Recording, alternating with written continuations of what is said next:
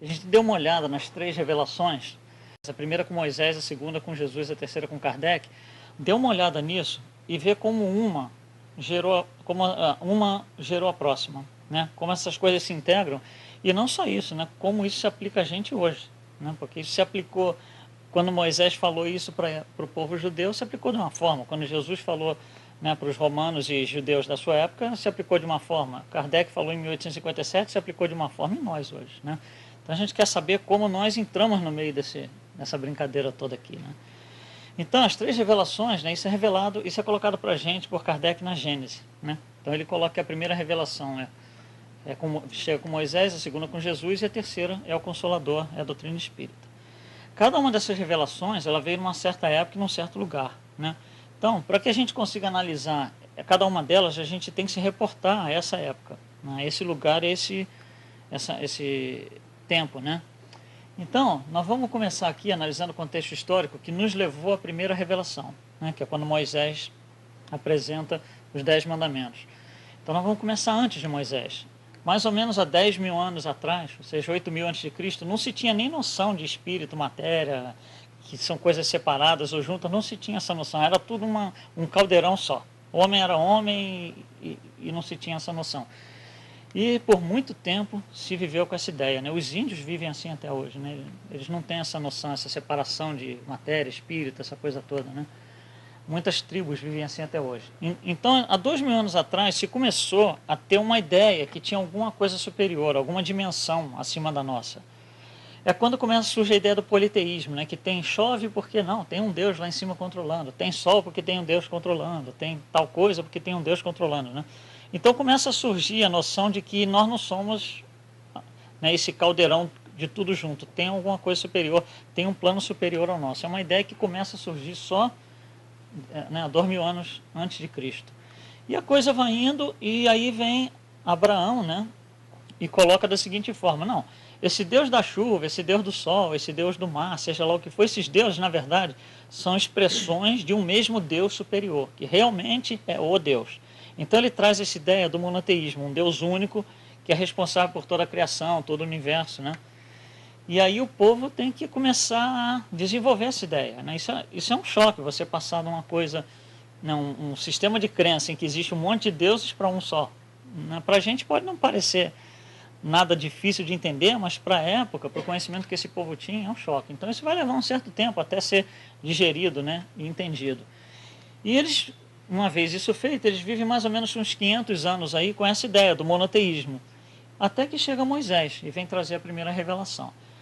Então, quando Moisés chega, ele chega para trazer, naquele certo momento, né, e para aquele certo povo. E aí vem a pergunta, né, por que naquele momento e por que aquele povo? Né? Por que não 1000 anos antes ou 1000 anos depois, e por que não na Ásia ou na África? Por que ali? Né? Então vamos dar uma olhada em duas categorias, né, que favorecem que seja o povo judeu ou não. Então tem alguns aspectos favoráveis. Eles, nessa época de Moisés, em mais ou menos 1300 a.C., já eram monoteístas, que vem de Abraão há 500 anos. Então é uma coisa que já não vai ser um choque tão grande. Você trazer uma revelação, como foi a primeira revelação com Moisés, já não vai ser uma coisa tão chocante para eles. Já é um fator que favoreceu tudo. E eles como já vinham praticando isso há muitos anos, 500 anos, essa ideia esse culto ao Deus, como eles falam culto, mas infelizmente é uma palavra meio complicada, mas essa ideia de, né, seguir Deus, eles eram fervorosos seguidores de Deus, como são até hoje os judeus, né? São extremamente, até hoje, né? Então, eles têm essa ideia muito centrada, né, nessa seguir Deus e tal e tal.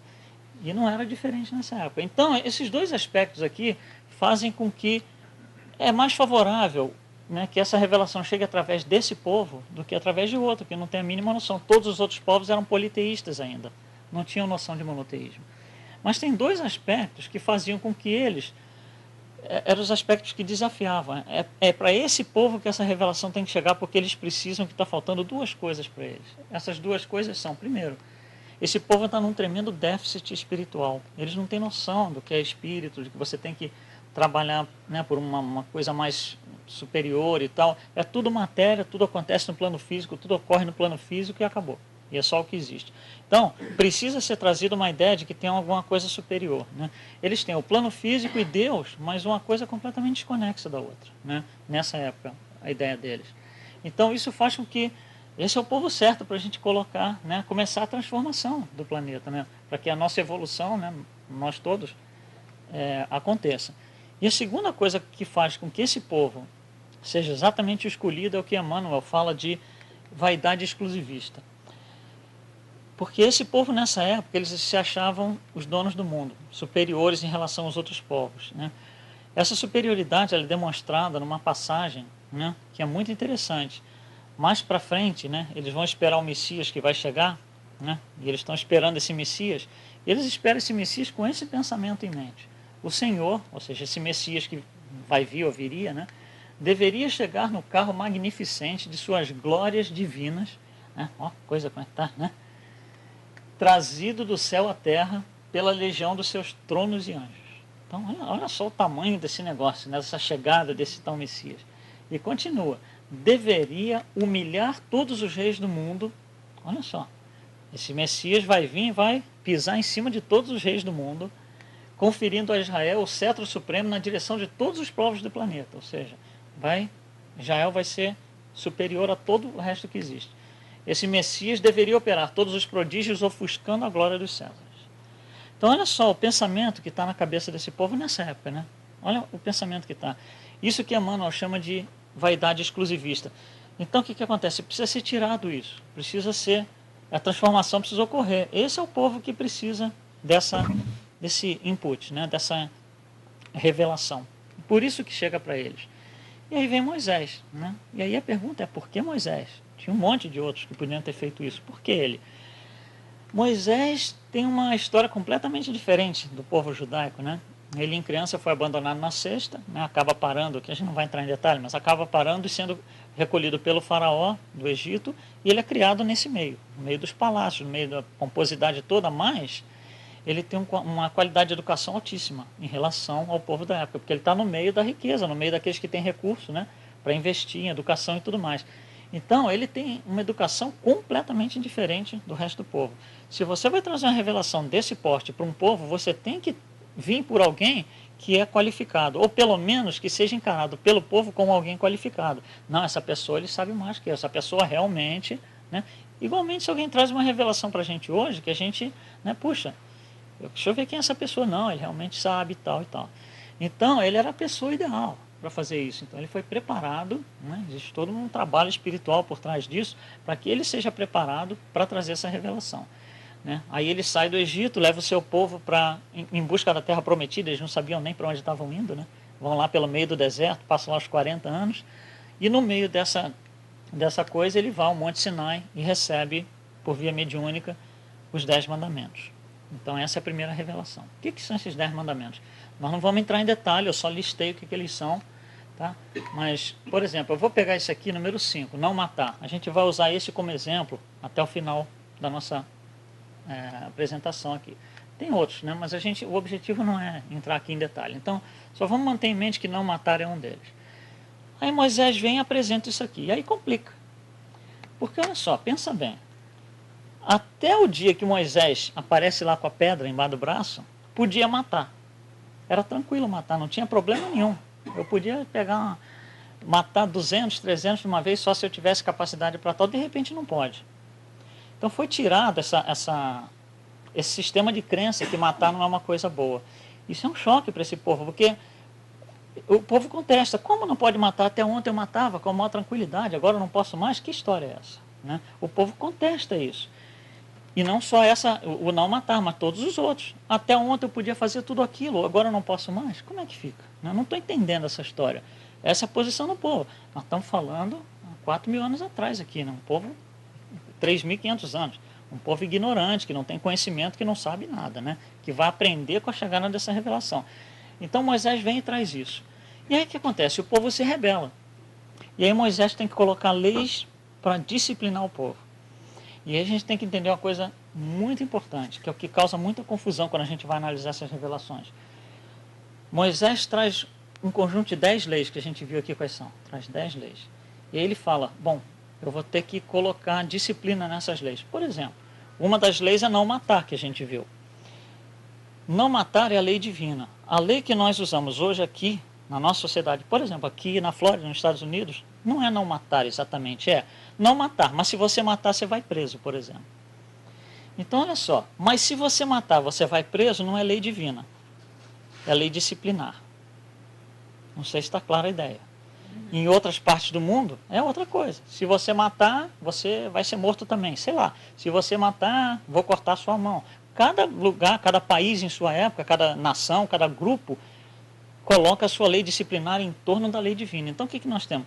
Nós temos 10 leis divinas e um conjunto de 613 leis disciplinares que Moisés colocou para ajustar isso aqui, porque o povo se rebelava. Não entendia o que estava acontecendo. E aí você tem que disciplinar o povo, para que eles consigam entender a coisa, começar a praticar daquele jeito, né, para evoluir. Eles não estão sabendo que é para a própria evolução deles. Alguém tem que... É meio que uma coisa meio ditatorial para que o povo consiga entender mais tarde o que está acontecendo, porque eles não entendiam. Eles se revoltavam porque não compreendiam. Emmanuel nos diz, revolta é produto, é fruto da incompreensão. Então o povo não compreendia essa lei, se revoltava. Então, nós temos agora 2 conjuntos de leis. Nós temos 10 aqui e 613 aqui, que não são a mesma coisa, né? Esses 10 são as leis divinas. Esses 613 são chamados lei mosaica, lei de Moisés, as leis de Moisés. Só que, quando o povo recebe isso daqui, eles recebem tudo como leis divinas. Então, quando nós aqui agora, hoje, nós aqui falamos em leis divinas, nós estamos falando das 10. Mas se entrar uma pessoa dessa época aqui agora e ouvir eu falar em leis divinas, ele está pensando nas 613. Então nós não estamos falando a mesma coisa, nós não estamos na mesma página. Tá? Então vai dar confusão na interpretação, porque eu estou falando uma coisa achando que ele está entendendo uma, mas ele está entendendo outra. Tá? Isso se aplica nessa época. Né? As coisas não estão se acertando.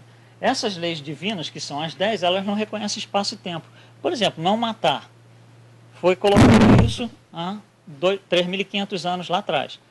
Vale hoje em Fort Myers em 2012? Vale, é outro lugar e outro tempo. Então vale, essas leis, né, elas são completamente independentes de tempo e espaço, elas são leis divinas, tá? Vem da divindade isso. Então elas não podem ser adaptadas para interesse, porque se eu adaptar para algum interesse, vira lei disciplinar. Por exemplo, não pode matar, mas eu posso.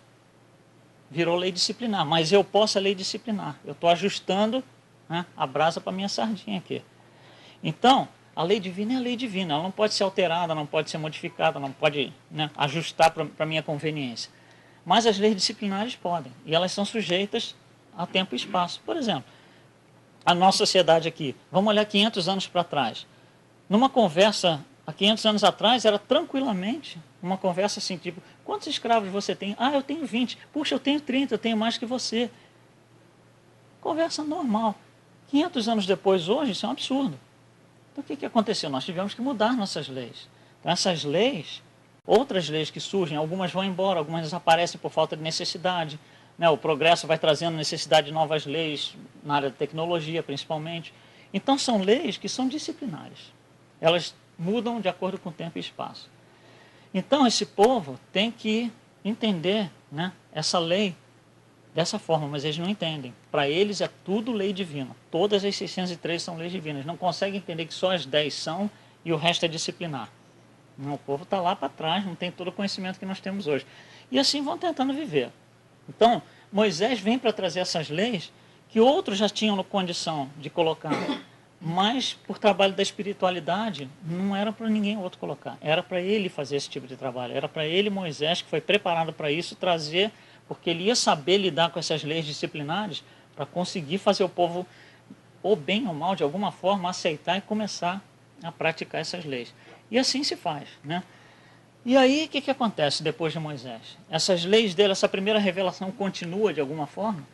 Claro que continua, porque se ela vale até hoje, então ela não morreu, ela continua. Como é que ela continua depois de Moisés?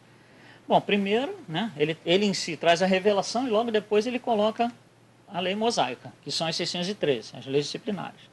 Aí dali para frente o povo vai vivendo com isso, né, mais ou menos de 1300 até mais ou menos a época da chegada de Jesus, né? No ano de 6, depois de Cristo, no ano 6, os romanos tomam a Judéia, né? E aí a coisa se complica, porque olha só, esse povo está praticando essa nova lei há 1.200, 1.300 anos, né? Com todas as dificuldades de entender, de aceitar, toda a confusão pelas qual cada um tem que passar na sua cabeça para aceitar isso. Quando eles estão começando a aceitar isso, o Império Romano vem e coloca outra lei em cima. Então, o que acontece? Esse povo tem a sua lei, que é a lei mosaica, que diz certas coisas. Aí vem os romanos, tomam e dizem, não, mas a nossa lei é diferente.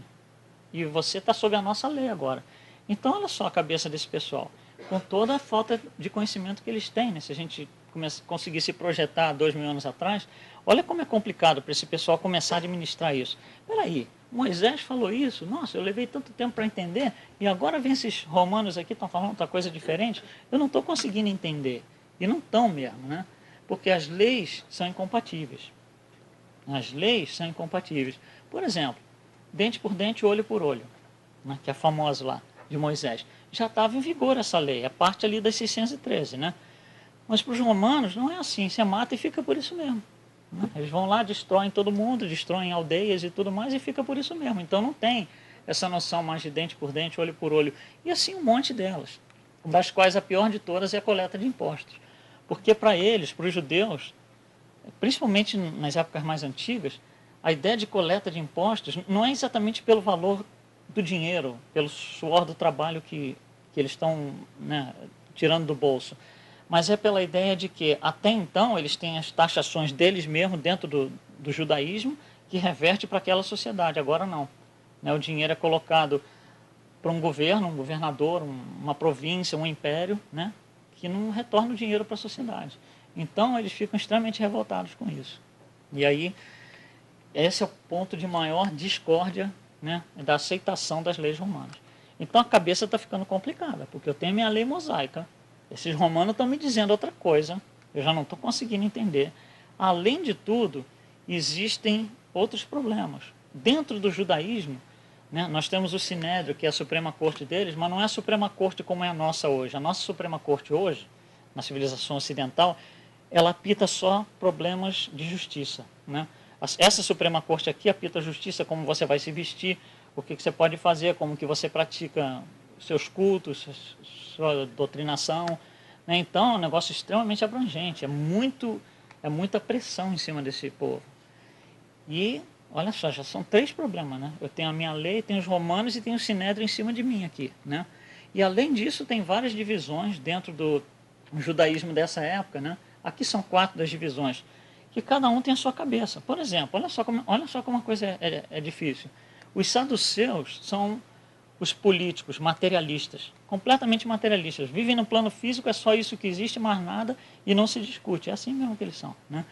Os fariseus, que a gente vai falar toda hora, que batem de frente com Jesus ali, né, são aqueles que dizem que fazem uma coisa e fazem outra. Né? Que Jesus o tempo inteiro fala, né, sobre a podridão interna deles, que é justamente isso, são hipócritas, falam uma coisa e fazem outra. E tem outros grupos, os essênios, escribas.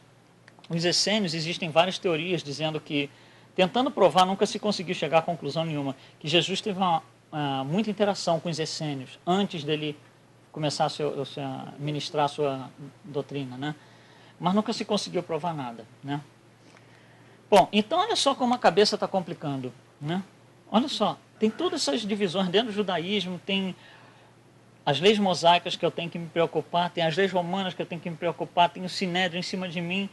Quer dizer, eu tenho um monte de avenidas que eu posso seguir, e aí vem Jesus e fala, não é nada disso aqui não. Esquece isso tudo que eu vou te dizer, uma outra história diferente. Aí a cabeça não aguenta.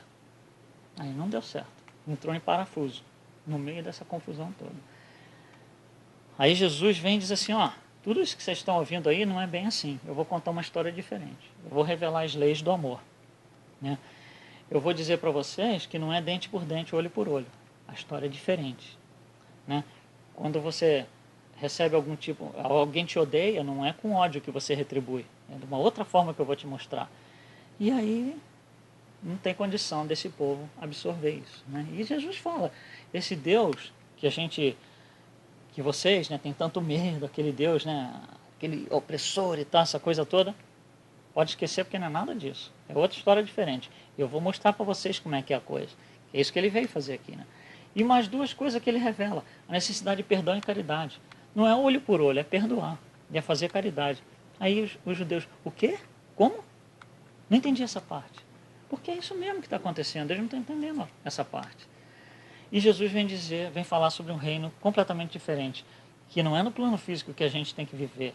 A gente vive no plano físico, mas com uma razão, né, acima dela. Né? Não é simplesmente o plano material que a gente está vivendo. Bom, aí o pessoal olha para isso aqui e fala assim, não está certo. Esse cara veio destruir a lei. Esse cara veio aqui para derrubar a nossa lei. Qual é a lei? São as 613, não são as 10. A cabeça do judeu, esses hebreus, a lei de Deus são as 613, não são as 10. Então, se você diz assim, dentro das 613 não está lá dente por dente, olho por olho, está lá. Então, vamos assumir que nós somos um desses judeus naquela época, e para mim Deus falou, é dente por dente, olho por olho. Então estou lá eu, bonitinho. Aí vem alguém e fala assim, não é isso não.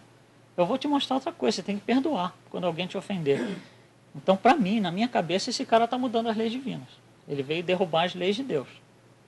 Por quê? Porque eu não consegui entender que são 10 e mais 613.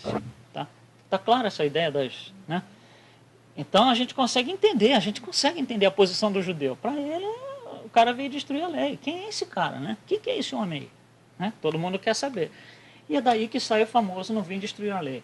Eu não vou ler agora porque a gente vai destrinchar bastante isso aqui, mas a gente conhece a história, né? Ele diz que não veio destruir a lei, né, e vai explicar por quê. E nós vamos detalhar isso aqui. Mas aí esse pessoal pergunta, eu quero saber quem é esse nazareno aí que está querendo mudar as leis de Deus, né? Quem que é esse cara? Né?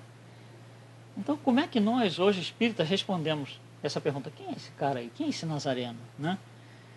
Nós sabemos que a Terra foi criada há mais ou menos 4,5 bilhões de anos atrás. E a vida na Terra existe há mais ou menos 3,5 bilhões de anos atrás. Jesus é o governador do planeta. Então ele já era o governador do planeta quando o planeta foi criado há 4,5 bilhões de anos atrás. Ou seja, ele é um pouquinho mais avançado que a gente. Um pouquinho mais avançado que a gente. Só que para o judeu não é. Ele é um nazareno revoltado que veio mudar a lei de Deus. Nós temos que entender o que o judeu está pensando, tá? Porque senão a coisa fica incompatível para a gente entender. O judeu está pensando aquilo. Ele não sabe de nada disso. Ele não tem planeta para ele, não tem vida espiritual, não tem nada disso, né? Então, ele é simplesmente um nazareno que veio conturbar a sociedade. Mas é desse espírito que nós estamos falando. Então, olha a dimensão, olha a grandeza desse espírito contra o que estão pensando dele lá na Judéia. Olha o choque que nós estamos passando aqui, né? Então Jesus, não só o governador do planeta, mas ele tentou mandar, e mandou, né, profetas e missionários ao longo do tempo, que nunca foram entendidos da mesma forma que ele em si também não foi compreendido, por causa de toda essa dificuldade. A cabeça está muito complicada, esse povo é muito ignorante, no sentido de não ter conhecimento, né? Ignorante das leis divinas. E é muito difícil você fazer uma transformação dessa. Porque você vai ter que mudar um sistema de vida do povo, um sistema de crença. Enfim, Jesus vem e diz tudo o que ele disse e o pessoal está lá, esse cara veio destruir a lei. Eu não tenho dúvida disso. O judeu não tem a menor dúvida que foi isso que aconteceu. Então vamos tentar entender o que está acontecendo aqui. Não penseis que eu tenha vindo destruir a lei ou os profetas. A lei, o que é a lei? Depende? O que é a lei? Esse é Jesus falando, tá certo? O que é a lei? São os 10, né? Não, esse é Jesus falando. Jesus falando, ele está falando das 10. Agora eu sou o judeu entendendo, ouvindo. O que eu estou ouvindo? As 613. E aí complicou, porque nós não estamos mais na mesma página. Você está falando de banana, não está entendendo maçã. Não estamos certo. Né? E aí eu estou me revoltando, porque, para mim, né, esse homem veio destruir a lei divina. E não é, tá? Então a lei para os judeus é esse conjunto de regras e penalidades que são as disciplinares, mas para o judeu aquilo é divino, aquilo veio da divindade. Todas aquelas regras disciplinares, inclusive de alimentação e tudo mais que eles praticam até hoje, inclusive, né? Tudo isso veio de Deus. na visão desses hebreus. E não é o caso. Jesus não está falando das 613. Né? Então, o que significa isso para os hebreus é esse cara está mexendo nas leis de Deus. Isso é um absurdo, um cara desse. Né? E não é nada disso que está acontecendo. Então, quando a gente ouve Jesus dizer não vim destruir a lei, significa não vim destruir os 10. Mas eu vim explicar para vocês que vocês têm que ajustar os outros 613. Não é dente por dente, olho por olho, não é assim. Não é assim que faz. Isso aqui vocês têm que ajustar. Esse aqui ninguém mexe. Tá clara essa ideia? Está clara essa parte? Bom, então vamos continuar lá. Não vim destruir as leis. Não os vim destruir, mas cumpri-los. Então, o que ele está falando? Vim cumprir a lei. O que é vir cumprir a lei? Primeiro, se eu vim cumprir a lei já existe. Eu não vim fazer nada diferente. A lei já existe. Eu vim só cumprir. Agora, olha só. Eu posso chegar aqui e dizer assim, olha, tem essa lei aqui, eu vim cumprir a lei. Isso é uma coisa. Ou eu posso falar assim, tem essa lei aqui, eu vim fazer vocês cumprirem a lei. São duas coisas diferentes. Eu vim fazer vocês cumprirem a lei, eu posso ficar aqui de camarote olhando. Vocês sofrerem e não fazer nada. Eu estou mandando e não estou participando, não estou fazendo nada. Outra coisa é, eu não estou pedindo para vocês fazerem, eu vou me submeter à lei e vou mostrar como é que é. Isso é que é cumprir a lei já existe, eu não estou mandando ninguém cumprir. Eu me submetendo a uma lei que já existe, eu vim confirmar essa lei. Então, cumprir implica em já está lá. Eu só vou dizer como é que é. E ele veio cumprir que lei? A do dente por dente, olho por olho ou as 10? As 10. Por isso que ele nunca foi dente por dente, olho por olho e tudo mais que vem ali nas 613. E para os judeus, quem é esse cara? O que é isso? Né? O pessoal vai lá, agride ele, os fariseus agridem ele não responde com a mesma moeda. Como é que pode isso? Né? Então, olha só a dificuldade do povo de compreender o que está acontecendo. Né? Então, vamos continuar aqui. Porquanto eu vos digo em verdade que o céu e a terra não passarão, né? Sem que tudo se ache perfeitamente cumprido. O que para um judeu dessa época significa o céu e a terra? São símbolos de eternidade. O céu e a terra são coisas eternas. Nunca acabam, nunca mudam, nunca se transformam, inclusive. São coisas que têm, assim, trazem a ideia de eternidade. Então, o que está acontecendo? Para o judeu, essas 613 leis são eternas. Ninguém mexe nisso. E ele está mexendo. Por quê? Porque não estamos falando da mesma coisa. Né? Então, céu e a terra não passarão significa que a lei não mudará. Então, quando Jesus fala a lei não mudará, ficou mais incompatível que já era. Por quê? Ele está falando que as 10 não vão mudar. Mas ele falou assim, olha, essas aqui não vão mudar. Só que você não pode fazer dente por dente, olho por olho. Entendeu a incompatibilidade? Ele acabou de falar, na mesma frase, né? Eu acabei de falar, para o judeu, hein? Para o judeu, eu acabei de falar que as leis não mudam, mas você não pode fazer dente por dente, olho por olho. Entendeu a incompatibilidade? Por quê? Jesus está falando uma coisa, eles estão entendendo outra coisa diferente. Bom, aí Jesus coloca todo o seu ensinamento, né, para que nós consigamos aprender, nos traz a segunda revelação. E como é que continua essa segunda revelação? Ela continua, porque ela está aqui até hoje. Então, de alguma forma, ela continuou. Como que ela continuou? Começa com Jesus mesmo, obviamente fazendo a sua pregação, demonstrando em pessoa, né, para que nós consigamos aprender. E ele já sinaliza que vai ter mais lá para frente. Ele fala, olha, vocês não estão entendendo direito, alguma hora eu vou ter que mandar uma explicação melhor que vem pela frente aí, que é o Consolador. Então ele mesmo já sinaliza que não vai acabar aqui, tem mais por aí. Né? E a coisa vai indo para frente. Começa o cristianismo a duras penas, no início, tentando, né, emergir. Olha só que interessante. Se os romanos nunca tivessem tomado a Judéia, o cristianismo nunca teria saído para fora e crescido. Por quê? Porque se os romanos estivessem invadindo, chegasse ali na Judéia e falado, não, vamos contornar, não vamos mexer com esse povo não, ia ficar só ali. Nunca ia sair para fora. Por que saiu para fora? Porque ele virou parte de uma coisa gigantesca, que era o Império Romano, que começou a incomodar todo mundo, começou a incomodar os romanos. Então, se nunca os romanos tivessem tomado a Judéia, não teria ido para frente. Então, olha só como existe todo um planejamento, né? Então, a duras penas, o cristianismo vai indo, vem Paulo com todas as suas viagens, que é uma coisa importantíssima. A gente não vai detalhar muito aqui, a gente só está tentando entender a continuidade. Então, Paulo sai dentro do império afora, quem mais faz abrangência geográfica dentro do império porque ele quer tocar o barco para frente.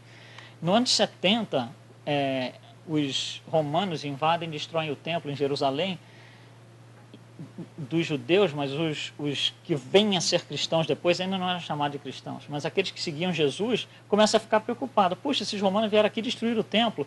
Se nós não começarmos a anotar tudo que Jesus ensinou, nós vamos ficar sem conseguir passar isso para frente. As gerações futuras não vão ter acesso a isso. E aí começa a existir a preocupação de documentar tudo, que é daí onde sai a ideia de ter todos os evangelhos e todas as escrituras. Tá? Bom, aí o Império Romano vai indo, em 312 Constantino assume o poder no Império Romano, se converte ao cristianismo, libera o cristianismo como religião oficial do Império, obviamente, né, daí para frente fica muito mais fácil colocar a mensagem de Jesus, né, na rua. Em 476 o Império Romano cai, né, se desmantela, e nada acontece no Império Romano até mais ou menos o ano de 800, né? No ano de 800, nós tínhamos o poder descentralizado. O poder era formado de dois elementos, o poder político e o poder religioso, e um não tocava no outro. Né? Quem é o poderoso político não é o poderoso religioso e vice-versa. Um não mexe com o outro. Só que, no ano de 800, Carlos Magno assume o poder. E aí o que ele faz? Ele fala assim, puxa, eu vou ser o todo-poderoso aqui, mas se eu assumir o poder só político, eu não sou todo-poderoso, eu sou só 50% poderoso. Eu preciso de mais poder, né? Então o que ele fez? Ele englobou a igreja junto com o Estado. Das duas coisas separadas, fez uma só, né? Ele criou o que é chamado de Sacro Império Romano. E aí a igreja absorve todo esse poder exuberante que teve durante anos e anos e anos e anos. O que a igreja fez com esse poder? O que todo mundo que sobe ao poder de uma hora para outra faz, que se divide em 3 fases, que são: agora eu sou todo poderoso, vou demonstrar o meu poder, e ai de quem não aceitar o meu poder. São as 3 fases do poder que surgem dessa forma. É exatamente o que a igreja fez, né? Aqui eu sou todo poderoso, estou demonstrando que tenho todo o poder e toda a força, e se você não me seguir, você vai ver o que acontece com você, né? Então nós passamos por essa área, esse período negro, né, na nossa história, infelizmente. Aí a coisa começa a mudar de figura, porque em 1450 vem Gutenberg e inventa a imprensa. É aí que a gente consegue divulgar todos aqueles manuscritos que até então eram copiados na mão, né? A gente começa a conseguir divulgar, e aí a coisa realmente foi para frente. Porque aí, quando você consegue colocar os livros, os manuscritos, numa proporção gigantesca, você não precisa mais de alguém ler para você. O padre que vai interpretar, o pastor que vai interpretar. Você consegue ler. Você vai lá na livraria, sei lá como é que chamava, né? Você compra e lê, né? E você faz o seu próprio trabalho de casa, o seu dever de casa. E aí, em 1800, a coisa começa a mudar, porque com a Revolução Industrial, começa a se questionar a postura da igreja, né? Os grandes filósofos, os tecnofilósofos, que a gente podia falar, né? Não existe a palavra, mas são aqueles filósofos que são tecnólogos da tecnologia, começam a questionar. O que história é essa? O mundo foi criado em 7 dias. Peraí, não, como é que é? Eu não estou entendendo, eu quero uma explicação melhor. A pessoa técnica, ela quer uma explicação detalhada, né? E a igreja não consegue responder. Então, começa a ter uma revolta muito grande aqui. E aí, nesse ponto, nós estamos prontos para ouvir uma outra história. Aí vem a terceira revelação, né? Com Kardec. E se a gente abre aqui o Livro dos Espíritos, na primeira página, o nome do Livro dos Espíritos é tudo isso aqui. O Livro dos Espíritos, Princípios da Doutrina Espírita, sobre a imortalidade da alma, a natureza dos espíritos e suas relações com os homens, as leis morais, a vida presente, a vida futura e o porvir da humanidade, segundo os ensinos dados por espíritos superiores, com um concurso de diversos métodos. Esse é o nome do livro. É muita coisa para explicar. Você olha o nome do... Nessa época era comum o nome do livro ser um parágrafo, literalmente. Você olha o trabalho de Charles Darwin, o nome do livro dele é um parágrafo desse tamanho. A origem das espécies, não sei o que lá, não sei o que lá, é um parágrafo, é o nome do livro. Então, independente do tamanho do nome, só quando você lê isso aqui, ó, você já vê o tamanho dessa obra, a abrangência que esse negócio tem. Olha do que ele fala de tudo que a igreja não consegue responder, de tudo que aqueles tecnocratas estavam... Como é que é? Explica aí, esse negócio de 7 dias, como é que é essa história aí? Como é que faz? Como é que fica? Por que a girafa tem um pescoço comprido? E a igreja não sabe responder essas coisas, né? Adão e Eva, e a igreja não, que isso é coisa que se pergunte, né? Essa é a resposta da igreja, porque está faltando um embasamento um pouco mais, né? um input de uma coisa um pouco mais superior. E é isso que a gente recebe com Kardec. Esse pulo do gato, né? É o que Kardec nos vem trazer. De qualquer forma, isso daqui é uma edição, uma das edições do Livro dos Espíritos, no Brasil, né? Que tem esse desenho na frente, que não é marketing, não. Esse desenho ele tem uma finalidade. Esse desenho ele foi feito pela espiritualidade, não foi feito por homem, um desenho feito pela espiritualidade que simboliza o trabalho do Criador. Isso daqui não traz ensinamento nenhum para a gente, mas nos dá a seguinte ideia: até com isso a espiritualidade se preocupou. Olha o tamanho desse trabalho, olha a minuciosidade de um trabalho desse, né? A espiritualidade está preocupada em ter certeza que a gente entende que isso é o trabalho do Criador, né? Através de um simples desenho, simples para nós, né? Que né, a gente às vezes nem se dá conta. E os espíritos falam para Kardec: isso daqui você tem que botar na introdução de toda e qualquer edição, em toda e qualquer língua, a partir de hoje, do Livro dos Espíritos. Você pode abrir qualquer livro, em qualquer língua, qualquer edição. Está lá o desenho. Então, o desenho não ensina nada, como eu falei, mas olha o tamanho desse trabalho, olha a minuciosidade desse trabalho, né? Então, Kardec vem explicar através... Aí, quando ele coloca o Livro dos Espíritos, começa as contestações todas, né? O que é isso, esse cara louco, né? Começa tudo de novo, né? Porque é uma mudança de sistema de crença, é muito complicado. E aí ele coloca o livro que é o Espiritismo, no qual ele tenta responder um monte de perguntas, né? Então, rapidamente, ele explica que é uma ciência com a natureza, entre a origem e destino dos espíritos. O pessoal começa a perguntar mais, né? A coisa vai se ampliando, ele vai respondendo todas essas perguntas. Depois, mais para frente, ele explica que é uma ciência e uma doutrina filosófica, né? E mais para frente ele sai, então, com o tripé que a gente conhece até hoje, que é uma ciência, né? Essa ciência é o quê? É a parte experimental, onde a gente vê essa comunicação com os espíritos acontecendo, que está documentado inteiramente no Livro dos Médiuns, que até hoje é o maior tratado sobre espiritualismo, né? Espiritualismo, porque eu estou usando a palavra do tempo dele, né? Espiritualismo que já existiu. Não existe nada, nem sequer, nem metade, nem próximo disso, sobre comunicação com os espíritos. Até hoje, hein? Tem 150 anos o livro.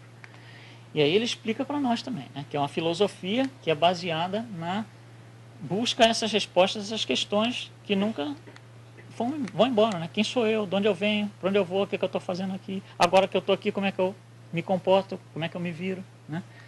E explica também que é uma religião que está fundamentada em todos os ensinamentos que Jesus veio nos trazer, né? Então ele consegue explicar através de 3 dos seus livros, né? Endereçar essas questões que a igreja não conseguia mais responder. Estava completamente desqualificada para responder, por causa de todo o processo que a gente viu que foi assumir esse poder e praticar esse poder de uma forma completamente incompatível com os ensinamentos de Jesus. E aí vem Kardec, né? E como é que continua o trabalho de Kardec? Continua, porque está aqui até hoje, senão a gente não estava aqui agora, né? Bom, o trabalho dele continua com ele mesmo, né? Depois do Livro dos Espíritos, ele faz mais 4 livros que formam os 5 básicos. Aqui, para essa slide, eu coloquei o que é o Espiritismo, porque ele não é parte da codificação, porque ele está só endereçando, né, as questões que o pessoal colocava. Mas, em termos de continuidade, ele é válido, né? Então, não só ele tem esses 6 livros, como 12 anos de revista espírita, uma revista por mês, durante 12 anos. Olha o trabalho que esse homem teve, né? Olha a missão que ele assumiu e não falhou, né? Bom, e aí continua. E depois de Kardec? Kardec desencarna em 1869 e depois dele? Continua? Continua porque tem aqui, né? Nós estamos aqui. E continua de uma forma muito interessante. Então, começam a aparecer trabalhos mediúnicos, né? Aí se destaca Chico Xavier, Divaldo Franco, Raul Teixeira, um monte de gente, né? Chico Xavier sendo o maior deles. E isso daqui começa a trazer certos trabalhos em que pegam toda a base da doutrina, né? E fala assim, olha, é assim que aplica, é assim que está acontecendo, né? Então ele começa esses trabalhos vêm mostrar para a gente casos práticos, uma coisa mais, como se fosse assim um espiritismo aplicado, né? Então é como se tivesse o espiritismo 101, né? E aqui é o espiritismo 102, alguma coisa assim, né? Seria um segundo ano de espiritismo muito mais avançado, aplicado. E aí começa a aparecer daí para frente um monte de situações onde isso está sendo revelado. A física quântica nos revela tanta coisa, quase que cada semana a gente tem uma nova revelação, né, em cima disso aqui, né? Olha que interessante. ecologia, nos revelando, toda vez que tem um acidente ecológico, tipo, né, o petróleo aqui no Golfo, que aconteceu no passado, um tsunami desses aí, nós sentimos isso, né? Nós ficamos, todos nós, mesmo que seja longe da nossa área geográfica, a gente fica, né, abalado com isso. Por quê? Porque isso é uma revelação de que aquilo é uma coisa da divindade, né? E que a gente está vendo que está acontecendo alguma coisa. Nós ficamos mais emotivos quando a gente vê uma notícia desse tipo. E aí vai, né? Na área de medicina e genética, então, as revelações estão vindo agora by the pound, como eles falam, né? É quase, é tão impressionante a velocidade com que se está descobrindo isso. Isso são todas revelações que estão simplesmente comprovando tudo aquilo que está lá na codificação, né? E isso está no nosso dia a dia. A gente vê isso no nosso dia a dia, na nossa rotina diária. No nosso trabalho, a gente tem que lidar com situações que nos fazem pensar: não, não é assim que eu reajo mais. Eu fui ensinado de uma outra forma agora. Isso tem que... Não, não vou brigar com o chefe. Não, não vou brigar em casa. Não, não vou falar assim com meu filho, né? Então a gente começa a se policiar. Isso começa a se impregnar dentro da gente. E aí que vem a transformação pessoal, na prática desses negócios, dessas coisas, né? Então as nossas emoções vão mudando, né? Porque a nossa consciência vai dizendo para a gente: olha, até agora, é a história da primeira revelação lá, até agora você podia matar, agora você não pode mais. Então vai ter um período de contestação, vai ter um período de adaptação, mas vai, de alguma forma, né, isso vai para frente, né? Então, quando a gente olha hoje, quem que está fazendo a divulgação, a continuidade do Espiritismo hoje? Somos nós. Somos nós aqui, né? E como que a gente faz isso? Pegando um monte de livros de espíritos distribuindo na praça? Não. Por exemplo, né? É o nosso exemplo. São os nossos colegas de trabalho vendo que, puxa, aquela pessoa é diferente. O que será que ele pensa? O que será que está na cabeça dele? O que será que ele... né? E vem perguntar coisas. Isso a gente vê, né? E principalmente se você fica muito tempo no mesmo lugar ou com as mesmas pessoas. No trabalho é interessante, porque como é uma miscigenação muito diferente, né? Tem pessoas de vários backgrounds, de vários países até diferentes, é interessante. Você começa a trabalhar muito no mesmo lugar com as mesmas pessoas, de vez em quando a pessoa fala assim: eu queria te perguntar uma coisinha. Como é que vocês veem, sei lá, o tsunami? Como é que vocês veem um ataque terrorista? Como é que vocês veem aborto, né? Começa a fazer essas perguntas, né? E é interessante que se a gente fizer a pergunta ao contrário, se nós perguntarmos para ele, nós não fazemos isso, né? Mas porque não é o nosso objetivo. Jesus deixou isso bem claro. Mas se nós fôssemos perguntar para eles: como é que vocês veem aborto? Como é que vocês veem terrorismo? Isso é coisa que se pergunte, né? A resposta é muito assim, né? Porque existe muito medo. Espiritismo não tem medo, né? Então é assim: você quer discutir sobre sexo? Vamos sentar aqui à luz do Espiritismo, vamos discutir. Não, você quer discutir aborto? Vamos, senta aqui, vamos discutir à luz do Espiritismo. Qualquer coisa, pode trazer, o que seja, não interessa. Como? Homossexualismo, vamos lá, vamos sentar aqui, vamos discutir. Vamos. Não existe buraco, não existe esse medo. Por quê? É como se a gente não tivesse nada a esconder. Não quer dizer que a gente sabe tudo, né? Porque vamos discutir, por exemplo, homossexualismo, vamos. Aí a pessoa começa a perguntar para a gente: puxa, não, sabe que eu não sei? Deixa eu perguntar para meus colegas lá no centro, né? Chega aqui: olha, puxa, tive com uma pessoa esse final de semana, aí a pessoa perguntou assim, eu não sei direito como é que eu responderia. E a gente vai, fala e volta lá e responde. Então não existe esse medo, né? Não, isso não se fala, isso não se pergunta, né? Não tem bicho de 7 cabeças no Espiritismo, né? Então é uma coisa muito interessante. Então esse trabalho é feito por nós, e quanto mais nós nos preparamos, melhor nós fazemos esse trabalho. Então, todo o problema de você passar por essas 3 revelações, de nós termos passado por isso, é a mudança do sistema de crença. O sistema de crença determina como eu vivo. As minhas atitudes, as minhas companhias, o que eu faço, como eu trabalho, tem a ver com o meu sistema de crença, né? Então, mudar o sistema de crença é como mudar a vida completamente. Você vai dormir de um dia de um jeito e você acorda do outro dia do outro jeito. Claro que não é assim. Então, tem toda essa transformação, que é onde está o grande problema. Então, se a gente, hoje, 2012, a gente olhando para trás essas 3 revelações, seria interessante a gente colocar as coisas meio que lado a lado, para tentar analisar o que aconteceu há 4 mil anos atrás, há 2 mil anos atrás e há 150 anos atrás. A melhor maneira que a gente poderia fazer desse jeito é se a gente pudesse chamar essas 3 pessoas aqui, sentar essas 3 pessoas aqui em 3 banquinhos e fazer uma entrevista. Chamar Moisés, chamar Jesus e chamar Kardec. e fazer uma entrevista com esse pessoal. Será que a gente consegue fazer isso? Consegue. Consegue. Consegue. Nós conseguimos. Isso é um trabalho conjunto. Isso é um trabalho conjunto. Então vamos fazer a entrevista. Nós vamos fazer uma entrevista de 8 perguntas. Né? Então está aqui. Está Moisés aqui, Jesus e Kardec. Né? Então a gente vai perguntar assim para eles. Olha, vocês trouxeram essas leis aqui para a gente, primeira, segunda, terceira revelação, mas para quem são essas leis, né, que vocês trouxeram? E aí Moisés vai responder assim, não, eu trouxe para o povo judeu aqui, os hebreus. Né?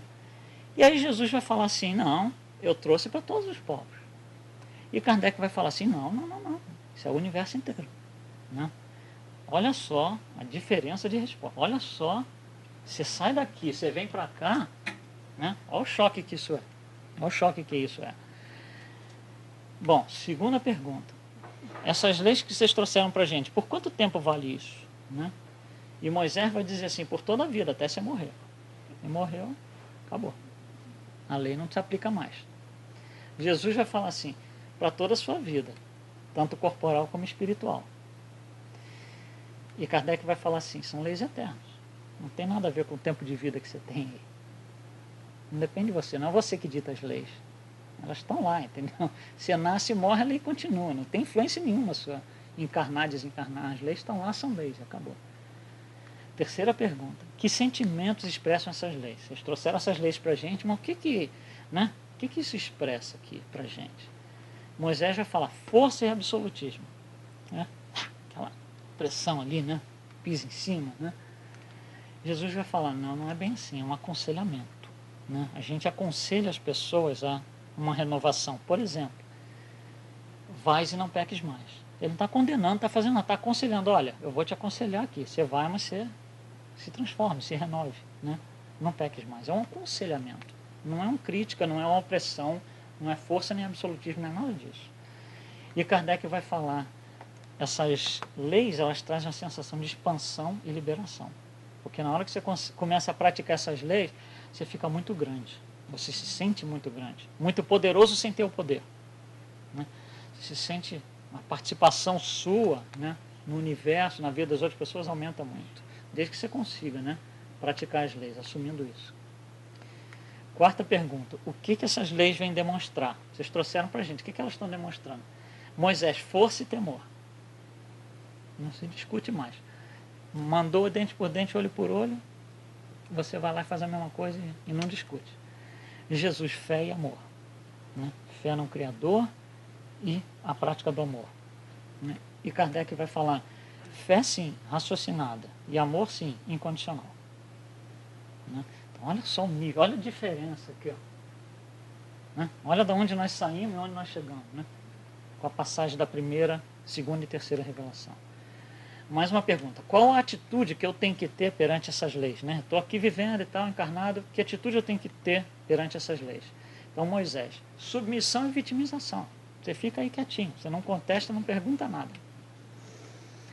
Jesus, ação, você tem que se renovar, você tem que trabalhar, você tem que agir, não é ficar, olhar parado, vitimizado, né?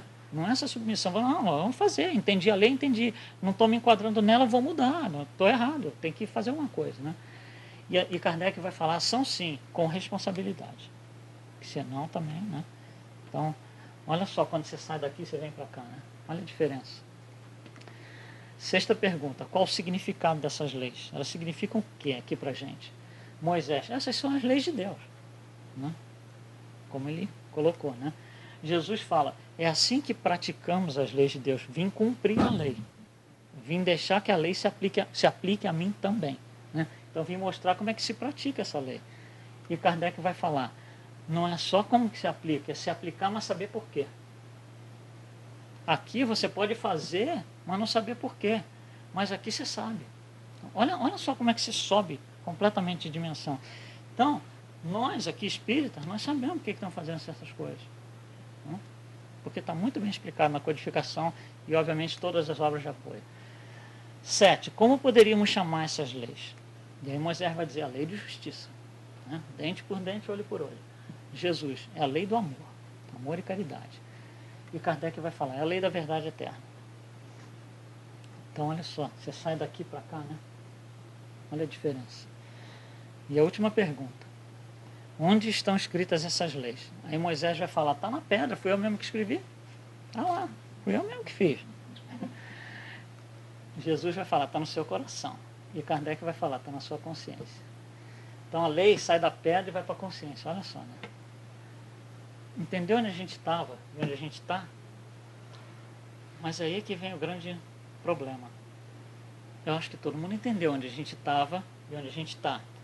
Mas será que a gente está aqui mesmo? Será que a gente está aqui mesmo? Então, vamos nos entrevistar, vamos entender qual a nossa situação. Então, eu vou fazer uma situação simulada, 5 itens. Digamos que eu chegasse aqui para vocês e falasse assim, então, olha só para a gente entender, nós temos todo aqui um processo, né? Em que não tínhamos nada, veio a primeira revelação, temos uma coisa um pouco melhor, segunda revelação, temos um pouco melhor, terceira revelação, temos um pouco melhor. Vamos subindo numa escala aqui, né? Então, se a gente olhar essa escala aqui, vocês estão olhando para a escala aqui agora. Eu chego aqui e digo assim, pessoal, eu sou a favor da pena de morte. Onde que eu me encontro nessa escala aqui? Ó? Né? Não matarás. Então eu não consegui compreender Moisés. Tá certo? Uhum. Eu estou no negro, né? Literalmente, vivendo no negro, né? Estou vivendo há 4.000 anos atrás. Tá? Porque eu não consegui compreender a primeira revelação. Não consegui passar por ela ainda. Aí eu chego para vocês e digo assim, eu vou me vingar do meu inimigo. Eu odeio aquela pessoa, ele fez isso para mim, eu vou me vingar dele. Onde que eu estou aqui? Eu estou no vermelho, né?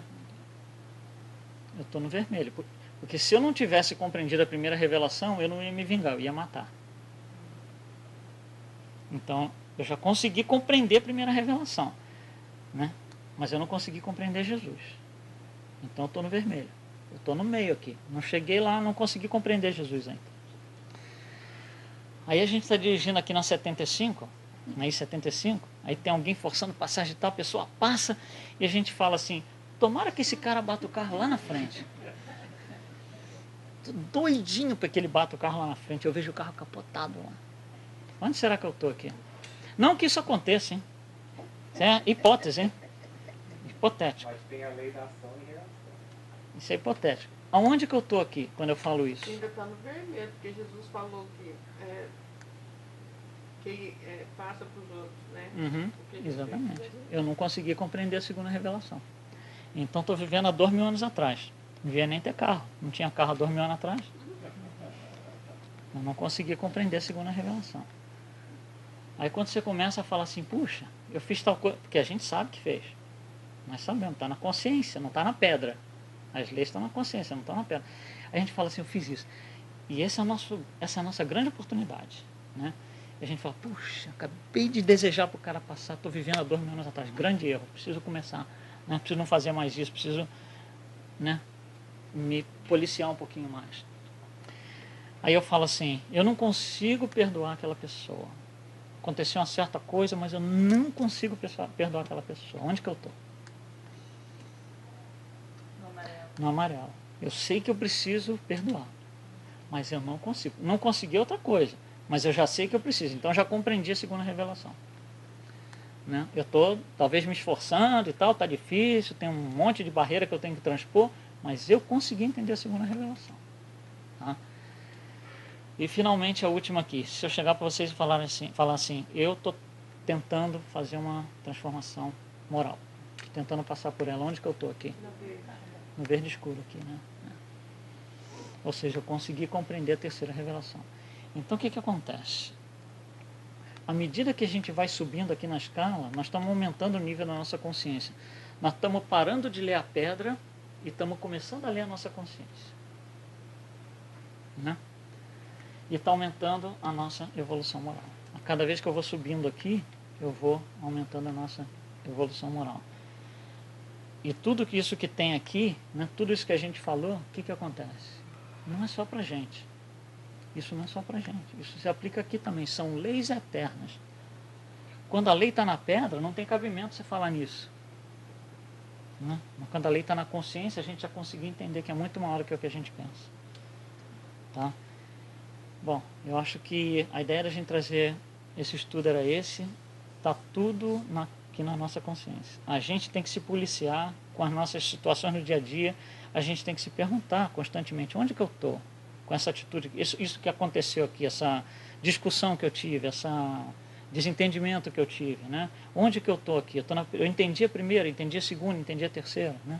Onde que eu estou? E daí para frente a gente tentar se transformar para melhor sempre, né?